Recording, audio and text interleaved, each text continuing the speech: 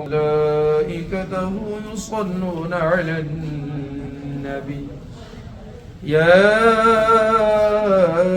أيها الذين آمنوا صلوا عليه وسلموا تسليما پڑھی اللہم صلی علی سیدنا محمد وعلی آل سیدنا محمد واصحاب سیدنا محمد مبارک وسلم اللہم صلی علی سیدنا محمد وعلی آل سیدنا محمد واصحاب سیدنا محمد مبارک وسلم علیہم صلاة و سلام علیک یا رسول اللہ صلاة و سلام علیک یا نبی اور بلند آواز سے بڑی اللہم صلی علی واصحاب سیدنا محمد وبارک وسلم علیہ صلاة و سلام علیک یا رسول اللہ صلاة و سلام علیک یا نور اللہ صلی اللہ تعالی علیہ وسلم۔ اللہ رب العزت کا کروڑ احسان ہے کہ اس پاک پروردگار نے ہمیں زندگی کے لمحات اور یہ سانسیں عطا فرمائی۔ رب کریم کی بارگاہ میں دعا ہے کہ مولا ہمیں زیادہ سے زیادہ مولا نیک کام اچھے کام کرنے کی توفیق عطا فرما۔ مولا ہم گنہگار ہیں، سیاہکار ہیں مولا، گناہوں میں ڈوبے ہوئے مولا، رات دن تیری نافرمانی میں پڑے ہوئے مولا، ہم سب پر اپنا کرم فرما دے مولا۔ مولا ہمیں نیکیوں کی توفیق عطا فرما دے مولا، گناہوں سے بچنے کی توفیق عطا فرما دے مولا۔ آج جمعۃ المبارکہ میں جہاں سے بھی لوگ نماز جمعہ کے لیے حاضر ہے مولا، اس جمعۃ المبارکہ کی برکتوں سے مولا ہم سب کو مالا مال عطا فرما دے مولا۔ جمعۃ المبارکہ کی برکتوں سے مولا ہم سب کو فیضیاب فرما دے مولا، ہم سب پر اپنا کرم فرما دے، خصوص فضل فرما دے مولا۔ جب تک ہم اس دنیا میں رہیں مولا، ہم سب کو دین کی خدمت، دین کی نوکری کرنے کی توفیق عطا فرما دے مولا، نیک کام کرنے کی توفیق عطا فرما دے مولا۔ جب ہمارا اس دنیا سے جانا ہو مولا، ایمان پر خاتمہ فرما دے مولا، ایمان پر خاتمہ فرما دے برحمتک یا ارحم الراحمین۔ حضرات، قرآن مقدس میں اللہ رب العزت ارشاد فرماتا ہے وَإِن كُنتُمْ جُنُوبًا فَطَّهِّرُوا۔ یہ سورہ مائدہ کی آیت نمبر 6 ہے۔ اس ایک ہی آیت کے اندر وضو کا بھی بیان کیا گیا ہے اور غسل کے بھی احکام بیان کیے گئے ہیں، اور ساتھ میں تیمم کا بھی اس میں ذکر کیا گیا ہے۔ اور یہاں پر اس آیت کا جس میں جو 3 موضوعات پر یہاں پر اس کے اندر بحث کی گئی ہے، اس میں سے ایک جو موضوع ہے وہ ہے طہارت۔ تو رب کائنات ارشاد فرماتا وَإِن كُنتُمْ جُنُوبًا فَطَّهِّرُوا، کہ جب تم ناپاک ہو جاؤ، تم پر غسل فرض ہو جائے، تو تم غسل فرض ہونے کے بعد تم پاکی حاصل کرو، اور خالص پاکی نہیں، فَطَّهِّرُوا، خوب پاکی یعنی اچھے طریقے سے پاکی حاصل کرو۔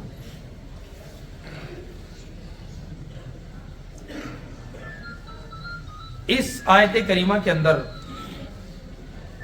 انسان کو حکم دیا گیا ہے کہ جب انسان ناپاک ہو جائے، اس پر غسل فرض ہو جائے، تو اس پر غسل کرنا یہ فرض ہے۔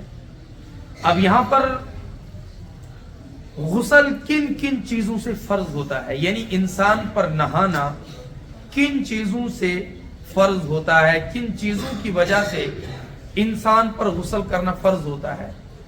ایک ہوتا ہے غسل فرض اور ایک ہوتا ہے غسل سنت۔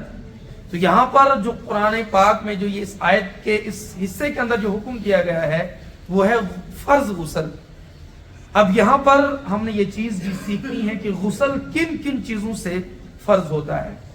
تو نمبر 1، منی کا شہوت کے ساتھ نکلنا، یعنی جب انسان کا جو مادہ منویہ ہوتا ہے، جب شہوت کے ساتھ یہ نکل جائے تو اس کے نکلتے ہی انسان پر نہانا فرض ہو جاتا ہے۔ مثال کے طور پر کبھی کبھی ایسا بھی ہوتا ہے جب رات کو انسان سوتا ہے تو پھر رات ہی کے حالت میں اس کے بدن سے منی نکلی ہوئی ہوتی ہے، جب صبح اٹھتا ہے تو اس کے کپڑے وغیرہ گیلے ہوتے ہیں، تو اس انداز سے بھی اگر کسی کی منی نکل جاتی ہے تو اس سے بھی غسل فرض ہو جاتا ہے۔ دوسرا ہے صحبت کرنا، یعنی اپنی بیوی کے ساتھ ہم بستری کرنا۔ اب جب اپنے بیوی کے ساتھ ہم بستری کی جائے تو مرد اور عورت دونوں پر غسل کرنا فرض ہوتا ہے۔ اسی طریقے سے جب عورت کو حیض آئے، جو عورت کو پیریڈ منتھلی جو اس کو حیض آتا ہے، تو جتنے بھی دن اس کو آتا ہے جب وہ ختم ہو جائے، جیسے کسی عورت کو 3 دن کم سے کم اس کی مدت ہے، 3 دن آئے، 5 دن آئے یا 10 دن آئے، تو جیسے ہی وہ مدت ختم ہو گئی تو اس پیریڈ کے ختم ہونے کے بعد اس پر غسل کرنا یہ بھی فرض ہے۔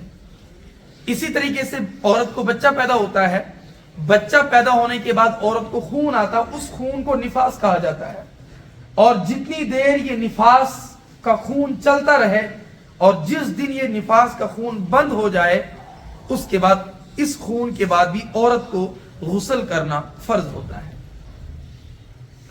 اب یہ جس انسان پر چاہے مرد ہو عورت ہو جس پر غسل فرض ہو جائے تو اس پر نہانا ضروری ہوتا ہے، اور جب تک وہ نہائے گا نہیں اور طہارت حاصل نہیں کرے گا تب تک وہ ناپاک رہے گا، وہ اس حالت میں نماز نہیں پڑھ سکتا ہے، قرآن مقدس کی تلاوت نہیں کر سکتا ہے، مسجد کے اندر داخل نہیں ہو سکتا ہے، اور اگر خانہ کعبہ ہو تو اس کا طواف نہیں کر سکتا ہے۔ تو ان تمام چیزوں کو اپنے اوپر حلال کرنے کے لیے اس انسان پر غسل کرنا فرض ہوگا۔ لیکن آج کل افسوس یہ ہوتا ہے، بعض اوقات ایسا بھی ہوتا ہے کہ ہمارے نوجوان کہ جن پر غسل فرض ہو جاتا ہے یا تو سستی کی وجہ سے یا کاہلی کی وجہ سے یا علم نہ ہونے کی وجہ سے وہ جو ہے کہیں کہیں دن تک یا ایک دن تک بھی وہ بغیر غسل کیے ہوئے رہتے ہیں۔ اور کیونکہ یہ ہمارا مشاہدہ اکثر ہے، جب کسی نوجوان کو جسے کبھی کبھی تبلیغ کے سلسلے میں اگر کہیں جانا ہو یا کسی کو نماز کے لیے بلانا ہو، اگر ان سے کہا جاتا ہے یا تو وہ بہانہ کرتے ہیں، جھوٹ بولتے ہیں، یا حقیقت میں ہوتا ہے اگر ان سے کہا جاتا آؤ مسجد کے لیے تو یہی ہوتا ہے کہ ہمارے کپڑے پاک نہیں، یا ہمارا بدن پاک نہیں، یا ہمارا جسم پاک نہیں۔ آپ ذرا بتائیں وہ انسان کہ جس پر غسل فرض ہو جائے اور پھر وہ غسل نہ کرے اور اسی حال میں وہ ناپاک رہے اور اس کے اوپر نماز قضا ہوتی رہے، اور جس گھر کے اندر وہ ناپاک نوجوان یا وہ ناپاک انسان یا وہ ناپاک کوئی بھی گھر کا فرد ہو اگر رہے گا اس گھر کے اندر کبھی برکتیں نہیں ہوتی ہیں، کیونکہ انسان جب ناپاک ہوگا تو بتاؤ پھر برکتیں کہاں سے آئیں گی۔ حدیث پاک سنیں آپ، حضرت عمار بن یاسر رضی اللہ تعالی عنہ سے روایت ہیں کہ بے شک رسول اللہ صلی اللہ علیہ وسلم نے ارشاد فرمایا، رسول اللہ صلی اللہ علیہ وسلم نے کیا ارشاد فرمایا؟ فرمایا 3 شخص ہیں کہ رحمت کے فرشتے ان کے قریب نہیں ہوتے ہیں، یعنی 3 لوگ ایسے ہیں کہ ان 3 لوگوں کے قریب جو اللہ کے رحمت کے فرشتے ہوتے ہیں وہ قریب نہیں ہوتے ہیں۔ اب ذرا حدیث پاک پر غور کریں، اللہ کے نبی نے فرمایا 3 لوگ ایسے ہیں کہ ان 3 لوگوں کے قریب اللہ کے رحمت کے فرشتے نہیں آتے ہیں۔ وہ 3 لوگ کون سے ہیں؟ میرے آقا کریم صلی اللہ علیہ وسلم نے فرمایا کافر کا مردہ، یعنی مرا ہوا کافر جو کفر کی حالت میں مر جائے، اور جب وہ مرا ہوا ہوتا ہے تو رحمت کے فرشتے اس کے قریب نہیں آتے ہیں، بلکہ اس وقت اس کے سامنے جو اس کے قریب آتے ہیں وہ عذاب کے فرشتے ہوتے ہیں۔ اور دوسرا شخص وہ ہے کہ جو زعفران کی خوشبو لگاتا ہو، زعفران کی خوشبو، اصل میں جو زعفران کی خوشبو ہوتی ہے یہ میرے آقا کریم صلی اللہ علیہ وسلم نے عورت کو لگانے کا حکم دیا ہے۔ عورت کو خوشبو لگانا سنت ہے، عطر لگانا جس کو ہم خوشبو کہتے ہیں، عطر کہتے ہیں، یہ لگانا سنت ہے. لیکن یہاں پر میرے آقا کریم صلی اللہ علیہ وسلم نے تھوڑا سا فرق بیان کیا ہے. فرق کیا بیان کیا ہے؟ میرے آقا کریم نے فرمایا کہ مرد کی عطر اور مرد کی خوشبو وہ ہے کہ جس سے خوشبو آتی ہو، اور عورت وہ عطر لگائے جس کے اندر خوشبو نہ ہو. اور زعفران جو ہوتا ہے اس کی خوشبو، اس کے اندر رنگ ہوتا ہے، خوشبو نہیں ہوتی ہے. تو مرد کو ایسی عطر لگانی چاہیے جس کے اندر خوشبو ہو، اور عورت کو ایسی لگانی چاہیے جس کے اندر خوشبو. کیونکہ ایک حدیث پاک کا مفہوم ہے، میرے آقا کریم صلی اللہ علیہ وسلم نے فرمایا جب عورت خوشبو لگا کر باہر نکلتی ہے اور اس کی خوشبو جو ہے وہ مردوں تک، غیر مردوں تک پہنچتی ہے، تو اس پر اللہ کی لعنت اترتی ہے. اس لیے عورت کو حکم دیا گیا ہے کہ وہ خوشبو لگائے جس کے اندر خوشبو، اور زعفران کی جو خوشبو ہوتی ہے اس کے اندر مہک نہیں ہوتی ہے. تو یہ حکم دیا گیا کہ عورت لگائے. تو گویا کہ زعفران کو یہ خاص کیا گیا کس کے ساتھ؟ عورت کے ساتھ. مرد کو اس چیز کا حکم، اس لیے جو مرد یہ والی عطر لگائے گا زعفران والی جس میں خوشبو نہیں ہوتی ہے، تو اس کے قریب بھی فرشتے نہیں آتے ہیں. اور تیسرا شخص وہ ہے، حضور نے فرمایا جو ناپاک ہو، جس پر غسل فرض ہو لیکن اس نے غسل نہ کیا ہو. اب یہاں پر حدیث پر غور کریں. میرے آقا کریم نے فرمایا کہ ان تین لوگوں کے قریب اللہ کے رحمت کے فرشتے نہیں آتے ہیں. تو جب اللہ کے رحمت کے فرشتے ان تین لوگوں کے قریب نہیں آئیں گے، بتاؤ اللہ کی رحمت ان کے قریب آئے گی؟ اللہ کی رحمت ان پر برسے گی؟ تو جب اللہ کی رحمت ان پر نہیں برسے گی، بتاؤ پھر یہ دنیا میں خوشحالی زندگی گزاریں گے، اچھی زندگی گزاریں گے؟ نہیں.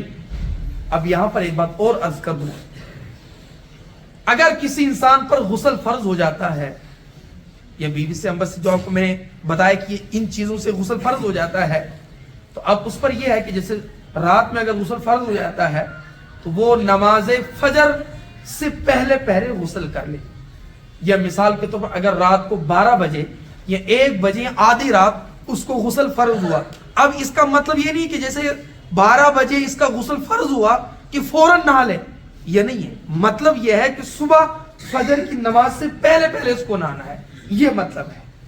تب تک اس پر یہ نہیں ہوگا کہ بھئی اگر اس کو 12 بجے رات کے یا آدھی رات غسل فرض ہوا تو اب اس کو اسی وقت نہانا ہے، اگر نہیں نہائے گا تو ان حدیثوں کا وہ عذابات کا وعیدات کا مستحق ہوگا. نہیں، مطلب یہ ہے کہ صبح جو فجر کا وقت ہے، فجر کے وقت نماز سے پہلے وہ نہا لے. اگر فجر کا وقت ہوتا ابھی اس نے نہیں نہایا، یہاں تک کہ ظہر کا وقت بھی ہوگا، کچھ لوگ کئی دن تک ناپاک رہتے ہیں، اب وہ ان حدیثوں میں جو وعیدات آئی ہیں ان کے وہ مستحق ہوں. اور یہاں پر ایک حدیث پاک اور سنیں. حضرت سیدنا علی بن ابی طالب کرم اللہ تعالی وجہہ الکریم نبی کریم صلی اللہ علیہ وسلم سے روایت کرتے ہیں، آپ نے ارشاد فرمایا لا تدخل الملائکۃ بیتا فی صورۃ ولا کلب ولا جنب. میرے آقا کریم صلی اللہ علیہ وسلم فرمایا رحمت کے فرشتے ایسے گھر میں داخل نہیں ہوتے جس میں تصویر یا کتا یا ناپاک شخص ہو. پچھلے حدیث پاک میں آپ نے کیا پڑھا کہ ایسے آدمی کے قریب رحمت کے فرشتے نہیں جاتے ہیں، اور یہاں پر کیا ہے کہ اس گھر میں داخل نہیں ہوتے ہیں. تو دونوں حدیثوں کا مفہوم یہ نکلا، نہ تو اس کے قریب رحمت کے فرشتے ہوتے ہیں، نہ اس کے گھر میں آتے ہیں. تو گویا کہ وہ اپنے اس کی ذات بھی اللہ کی رحمت سے محروم، اور اس کا گھر بھی اللہ کی رحمت اور اللہ کے رحمت والے فرشتے ان سے کیا ہو جاتا ہے؟ محروم ہو جاتا ہے. تو یہ اس گھر میں اللہ کے رحمت کے فرشتے داخل نہیں ہوتے ہیں جس کے اندر یہ تین چیزیں. کون؟ تصویر سے مراد کیا ہے؟ تصویر سے مراد یہ ہے کہ جیسے گھر میں کسی کی فوٹو وغیرہ، اس کی پکچر وغیرہ، اس کو پرنٹ نکال کر اس کو گھر میں لٹکا کے رکھا ہو. جیسے کہ بعض لوگوں کی عادت ہوتی ہے کہ جیسے کہ اپنے باپ یا دادا کا فوٹو نشانی کے طور پر اپنے بیڈ روم میں یا اپنے گھر میں سجا کر رکھتے ہیں، یا پھر اپنا فوٹو ہوتا ہے جیسے بچپن کی یا یادداشت کے لیے رکھتے ہیں، یا پھر جوانی کے فوٹو وغیرہ رکھتے ہیں، یا کسی اور موقع کے جو ان کا خوشی کا موقع ہوتا ہے اس موقع کے کچھ تصاویر اپنے گھروں کے اندر لٹکا کے رکھتے ہیں. देखिए एक हदीस पाक का मफहूम है, हुजूर अलैहिस्सलाम ने फरमाया जो तस्वीर बनाता है कल क़यामत के दिन उसको अजाब दिया जाएगा, उससे ये कहा जाएगा इस तस्वीर के अंदर रूह फूंक, वो नहीं फूंक पाएगा और उसको फिर अजाब दिया जाएगा। और जिस घर के अंदर ये तस्वीर रखी होगी तो उस घर के अंदर ये अल्लाह के रहमत के फरिश्ते उस घर में दाखिल नहीं होते हैं। तो ये तस्वीर सजाने से ठीक है, बाद लोग मोहब्बत में अकीदत में अपने बाप दादा या माँ वगैरह की फोटोज वगैरह, मोहब्बत अलग चीज है, लेकिन मोहब्बत का ये अंदाज नहीं है कि आप खिलाफ शरा उनसे मोहब्बत का इजहार करें। आप बताइए, आपने माँ का फोटो या बाप का या अपने आबा अजदाद या पीर का जिससे भी आप मोहब्बत करते हैं उसका फोटो आपने सजा के रखा है, बताओ शरीयत इससे मना करती है, अल्लाह के रहमत के फरिश्ते उस घर में दाखिल नहीं होते हैं, बताओ इससे उनको क्या फायदा होगा? होगा कोई फायदा नहीं। माँ से मोहब्बत है, नमाज पढ़ा करें और दुआ किया करें रब्बी ग़फ़िरली वली वालिदैया वलिल मुमिनीना यौम यक़ूमुल हिसाब। और जब आप 5 वक्त नमाज पढ़ेंगे और 5 वक्त अपने वालिदैन के लिए और वली वालिदैया वली असातिज़िना वली मशाइखिना, अपने असातिज़ा के लिए अपने पीर के लिए ये दुआ करें, तो दुआ से आपको भी फायदा होगा, उनको भी फायदा होगा, ना कि तस्वीर सजाने से कोई फायदा होगा। तो तस्वीर सजाने से ना तो ये मोहब्बत है, ये बल्कि उल्टा अपने ऊपर अजाब बनाना और उनके लिए भी मुसीबत खड़ी करनी है। इसलिए घरों के अंदर ये तस्वीर वगैरह चाहे अपनी हो किसी को भी हो वो ना रखें। और एक शरीयत का फिक़ह का मसला है, जिस कमरे के अंदर फोटो हो तस्वीर हो उस कमरे के अंदर रहमत के फरिश्ते दाखिल नहीं होंगे, लेकिन उस कमरे के अंदर नमाज पढ़ना भी जायज नहीं है, चाहे वो तस्वीर सामने हो, पीछे हो, दाएं हो, बाएं हो या ऊपर छत पर हो। हर सूरत में जहां तस्वीर रखी जाए उस कमरे के अंदर नमाज पढ़ना मकरूह तहरीमी है, यानी ऐसी नमाज को दोबारा पढ़ा जाएगा। तो इसलिए जिस घर के अंदर तस्वीर हो उसके अंदर भी रहमत के फरिश्ते वला कल्बन, और ना उस घर के अंदर दाखिल होते हैं जिसके अंदर कुत्ता हो। कुत्ते से मुराद क्या है? यहां पर कुत्ते से मुराद वो कुत्ता है जो शौकिया तौर पर रखा जाता हो। हमारे इन इलाकों में तो मुझे लगता है कि कोई शौकिया रखता हो, क्योंकि यहाँ तो जरूरत है, जैसे कि खेत के लिए, माल के लिए, तो इस चीज की शरीयत ने इजाजत दी है कि अपनी जरूरत के लिए कुत्ता रखा जा सकता है, हिफाजत के लिए। जैसे कि हमारे यहाँ जमीन मक्की वगैरह की फसल होती है उसकी हिफाजत के लिए रखते हैं, जानवरों से बचाने के लिए, या अपने भेड़ बकरियां वगैरह होती हैं उनकी हिफाजत के लिए रखते हैं। तो हिफाजत के लिए कुत्ता रखना जायज, लेकिन ये जरूरत है। हाँ, जहां जरूरत ना हो, शौकिया तौर पर हो, या ऐसे ही कुछ लोगों के शौक होता कुत्ता पालने का, तो वहां पर शरीयत की इजाजत नहीं है। तो जरूरतन रख सकते हैं, लेकिन शौकिया, तो जिस घर में किसी ने कुत्ता पाला, शौकन पाला शौक के तौर पर, तो उस घर के अंदर भी फरिश्ते दाखिल नहीं होते हैं।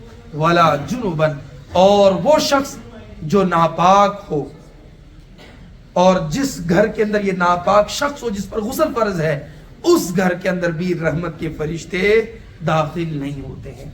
तो दोनों हदीसों का मफहूम ये निकला, तो रहमत के फरिश्ते ना तो उसके करीब जाते हैं ना उसके घर में दाखिल होते हैं। बताओ, जिस शख्स का जो नापाक हो उस पर गुस्ल फर्ज हो और फिर वो सुस्ती की वजह से नहाता ना हो और या काहिली की वजह से, तो बताओ वो कितना बड़ा महरूम है, कि रब की रहमत से भी महरूम, अल्लाह के रहमत वाले फरिश्तों से भी वो महरूम है। अच्छा, बाद लोग यहाँ पर सुस्ती करते हैं और कहते हैं कि अगर हम नहाएंगे तो ठंडा पानी है, क्योंकि आजकल सर्दी का मौसम है, गर्म में तो सभी नहा लेते हैं, लेकिन सर्दियों में बहुत लोग सुस्ती करते हैं। और बाद लोग तो ऐसे भी होते हैं, या तो अगर नमाज पढ़ लेते, हो सकता है दौरान नमाज वो नमाज के वुजू करेंगे, बाहर काफी ठंड है और हाथ पांव हमारे सुन हो जाएंगे, और बाद लोग पानी से डरते हैं। लेकिन मेरा रब करीम है और मेरा रब जानता था और जानता है कि ये जो मेरे बंदे हैं, और जब ठंडे पानी से वुजू करते हैं तो एक तो ठंडा पानी और फिर उसमें तकलीफ भी, तो अल्लाह के नबी ने ऐसे लोगों के लिए जो ठंड में चाहे गर्म पानी हो या ना हो, बस अल्लाह की रजा के लिए ہمیں ٹھنڈے پانی سے بھی وضو کرنا اور اللہ کے سامنے جھکنا ہے. اللہ کے نبی نے ایسے لوگوں کے فرمایا ہے, میرا آقا کریم نے فرمایا من اسبغ الوضوء فی البرد الشدید کان لہ من الاجر کفلان. اللہ کے نبی نے فرمایا جس نے سخت سردی میں کامل وضو کیا اس کے لیے ایک نہیں بلکہ دگنا اجر ہے. جس نے سخت سردی میں وضو کیا اس کے لیے دگنا اجر ہے. اور ایک حدیث پاک اور سن لیں, جیسے کہ ہم سردی کا موسم ہے, صبح ٹھنڈ ہوتی ہے, مسجد میں جائیں, سامنے مسجد ہے, لیکن سوچتے ہیں مسجد میں جائیں گے ٹھنڈ لگے گی, بس وہیں نماز پڑھی وہیں بستر میں گئے. اللہ کے نبی نے فرمایا, حدیث پاک سنیں, اللہ کے نبی نے فرمایا مشقت کے وقت کامل وضو کرنا, تکلیف کی بات, مشقت کب ہوتی ہے بھئی ٹھنڈ ہے, سامنے ٹھنڈا پانی ہے, تو اللہ کے نبی نے فرمایا ایسی حالت میں, مشقت کی حالت میں جو کامل وضو کرتا ہے اور مساجد کی جانب قدموں کے چلنے کا عمل, پھر مسجدوں کی طرف چلتا ہے وہ ٹھنڈ کی صورت میں, اور ایک نماز کے بعد دوسری نماز کا انتظار کرنا گناہوں کو بالکل دھو ڈال دیتا ہے. جو اس حالت میں بھی وضو کرتا ہے, سستی کو دور کر دیتا ہے, تو اللہ کے نبی نے فرمایا اس کے لیے گناہوں کو بالکل ختم کر دیا جاتا ہے. اس لیے جب بھی انسان پر غسل فرض ہو, سستی کیے بغیر, کاہلی کیے بغیر, صرف کس کے لیے؟ اللہ کی رضا کے لیے, اللہ اس کے رسول کی رضا کے لیے. اور جو اللہ کی رضا کے لیے صبح اٹھے گا, میرا رب تو دیکھ رہا ہے نا, اور اس کو ہر قدم کے بدلے میں اس کو نیکیاں ملتی رہتی ہیں اور اس کے گناہ ختم ہوتے جاتے ہیں. اور آخر میں وہ چیزیں جن چیزوں سے وضو ٹوٹ جاتا ہے, یعنی وضو توڑنے والی چیزیں, کن کن چیزوں سے وضو ٹوٹ جاتا ہے, یہ آخر میں یہ چند مسئلے آپ کے سامنے بیان کر دوں. وضو توڑنے والی چیزیں یاد رکھیں. نمبر 1, پاخانہ یا پیشاب کے مقام سے کسی چیز کا خارج ہونا. پہلا, اگر پاخانہ یا پیشاب کا جو مقام ہے ان سے کوئی بھی چیز نکل جائے, چاہے پاخانہ نکلے, پیشاب نکلے, ہوا نکلے یا کوئی اور چیز نکلے, اس سے کیا ہو جاتا ہے؟ وضو ٹوٹ جاتا ہے. نمبر 2, خون, پیپ یا زرد پانی کا نکل کر بدن پر بہہ جانا. بدن سے اگر خون نکلا یا پیپ نکلی, خون جیسے کہیں کوئی چیز لگ گئی, چاقو لگ گیا, سوئی لگ گئی, کانٹا لگ گیا, کہ جس کی وجہ سے خون نکل گیا اور نکل کر بہہ گیا. بہنے کا مطلب یہ ہوتا ہے جیسے یہاں پر خون نکلا اور خون نکل کر یہاں سے تھوڑا سا ادھر ادھر سرک گیا, اس کو بولتے ہیں بہہ جانا. تو یہاں پیپ نکلی, جیسے کہیں کوئی دانہ بنا ہوا, پھوڑا پھنسی بنی ہوئی ہے, اس میں جو ہے خون نکلا اور پیپ نکل کر ادھر ادھر چلا گیا. یا زرد پانی, زرد پانی کیا ہوتا ہے؟ جب زخم ہوتا ہے کہیں پر, زخم کے بعد اس زخم سے پانی نکلتا ہے, تو وہ پانی اگر اتنا نکلا کہ وہ زخم سے نکل کر ادھر ادھر چلا گیا, تو اس سے بھی وضو ٹوٹ جاتا. کبھی ہم جو ہے کھلال کر رہے ہوتے ہیں, دوران خلال جو دندان ہوتا ہے جس سے ہم تیلی, اس سے خلال کرتے ہیں دانتوں کے اندر. اگر آپ نے دانتوں کے اندر تیلی ڈالی اور ادھر سے خون نکل گیا اور وہ خون جو ہے تھوک پر غالب تھا, کس پر غالب ہو گیا؟ کہ جب آپ نے خون نکلا, خون نکلنے کے بعد آپ نے تھوک نیچے ڈالا, آپ نے دیکھا کہ تھوک پر خون غالب ہے. غالب کا مطلب تھوک کم ہے, خون زیادہ ہے, تو اس صورت میں بھی وضو ٹوٹ جائے. 2 چیزیں. تو دوسرا کیا ہے؟ خون, پیپ یا زرد پانی کا نکل کر بدن سے بہہ جانا, اس سے بھی وضو ٹوٹ جاتا ہے. نمبر 3, منہ بھر کر قے ہونا, یعنی الٹی آنا. اگر کسی شخص کو منہ بھر کر الٹی آئی تو اس الٹی سے بھی وضو ٹوٹ جاتا ہے. منہ بھر کا مطلب یہ ہوتا ہے اتنی الٹی آئی کہ انسان اس پر کنٹرول نہ کر سکے, تو اس سے بھی, الٹی آنے سے بھی وضو ٹوٹ جاتا ہے. نمبر 4, سہارا لگا کر یا لیٹ کر سو جانا. کوئی شخص باوضو ہے اور اس کے بعد لیٹ گیا. لیٹنے کا مطلب یہ ہے کہ بالکل پورا نیچے لیٹ گیا, جسے ہم بستر پر لیٹتے ہیں. ہاں, اگر کوئی شخص, جیسے اس ٹائم نماز میں آپ لوگ بیٹھے ہیں اور 2 زانو ہو کر بیٹھ گئے یا 4 زانو ہو کر آپ بیٹھے ہوئے ہیں, اگر اس وقت کسی کو اونگ آ گئی اس سے وضو نہیں ٹوٹے گا. یا کبھی کبھی ایسا بھی ہوتا ہے کہ کچھ لوگ تہجد کے لیے اٹھتے ہیں یا کبھی بھی نماز کے لیے اٹھتے ہیں اور ذکر کر رہے ہوتے ہیں, درود شریف پڑھ رہے ہوتے ہیں, قرآن پاک کی تلاوت کرتے ہوتے ہیں, اسی دوران ان کو اونگ آ جاتی ہے, بیٹھے بیٹھے وہ اونگنے لگ جاتے ہیں, اس سے بھی وضو نہیں ٹوٹتا ہے. اس سے وضو سونے سے ٹوٹتا ہے, لیکن کب؟ جبکہ وہ بالکل لیٹ جائے, اور لیٹ کر بھی بالکل سو جائے اور غافل ہو کر سو جائے, تو اس صورت میں وضو ٹوٹ جاتا ہے. مسئلہ سمجھ میں آ گیا؟ تو نمبر 4 سہارا لگا کر یا لیٹ کر سو جانا. نمبر 5 سجدے اور رکوع والی نماز میں قہقہ مار کر ہنسنا. یعنی اگر کوئی نماز پڑھ رہا ہے اور دوران نماز کسی کو ہنسی آ گئی اور اتنی زور سے ہنسی آ گئی کہ جس کو بولتے ہیں قہقہ. یہاں پر ہنسنے کی 3 صورتیں ہیں. ایک ہے ضحک, یہ ہے سنت. ضحک کس کو بولتے ہیں؟ جس کو ہم مسکرانا کہتے ہیں, کہ جس میں خالص دانت نظر آئے, آواز نہ آئے, جسے خالص دانتوں کو ظاہر کرنا, یہ ہے سنت, مسکرانا. اور اس کے بعد دوسرا آتا ہے یہ تبسم ہے خالص مسکرانا. اور دوسرا ہے ضحک. ضحک کا مطلب ہوتا ہے اتنا زور سے ہنسنا کہ خود کو آواز آئے, خود کو. اور تیسرا ہے قہقہ. قہقہ بولتے ہیں جو زور زور سے ہنستے ہاں ہاں کر کے, یہ زور سے جو نماز میں ہنسے گا تو اس کا نماز بھی ٹوٹ جائے گی اور اس کا وضو بھی. لیکن یہ جو زور سے ہنس کر جو وضو ٹوٹے گا یہ نماز کے باہر نہیں, نماز کے اندر. ویسے اگر کوئی نماز کے باہر ہنستا ہے زور سے قہقہ لگا کر تو وضو تو نہیں ٹوٹتا, لیکن وضو کر لینا چاہیے, وضو نہیں ٹوٹے گا. ہاں اگر دوران نماز کوئی زور سے ہنستا ہے قہقہ لگا کر تو اس کی نماز بھی ٹوٹ جائے گی اور وضو بھی ٹوٹ جائے گا. نمبر 6 بے ہوش ہو جانا. اگر کوئی بے ہوش ہو گیا تو بے ہوش ہونے سے بھی وضو ٹوٹ جاتا ہے. نمبر 7 دکھتی آنکھ سے پانی کا بہ جانا. کسی کی آنکھوں میں تکلیف ہے اور جس کو آشوب چشم بولتے ہیں, یہ آنکھوں کی بیماری ہوتی ہے کہ جس سے آنسو خود بخود چلتے رہتے ہیں, تو یہ آنسو بھی ناپاک ہے اور اس سے وضو بھی ٹوٹ جائے گا. اور بعض لوگ جب آنکھوں میں درد ہوتا ہے تو جیسے یہ آستین ہوتی ہے اس سے صاف کرتے ہیں, نہیں, کیونکہ اگر یہ آنسو ناپاک ہے, اگر آپ کے اس کپڑے میں وہ لگ گئے تو وہ آستین بھی آپ کی ناپاک ہو گئی. تو جو آنکھ بہتی ہے, اس طرح کبھی کبھی کان بہتا ہے, کان سے بھی کبھی پانی نکلتا ہے, پیپ نکلتی ہے, تو اگر یہ پیپ نکل کر باہر آ گئی اس سے بھی وضو ٹوٹ جائے گا اور یہ بھی کیا ہوتی ہے؟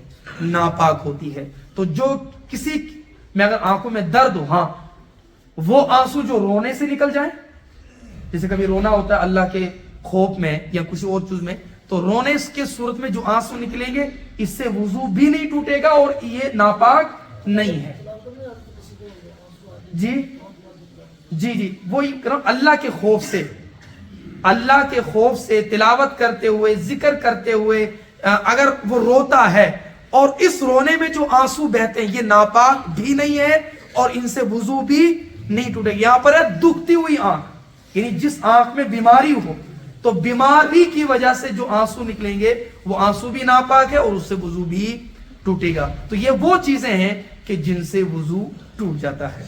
اللہ رب العزت کی بارگاہ میں دعا ہے کہ اللہ ہمیں زیادہ عمل کرنے کی توفیق عطا فرمائے. استغفر اللہ تعالی ربی من کل ذنب و اتوب الیہ. لا الہ الا اللہ محمد رسول اللہ.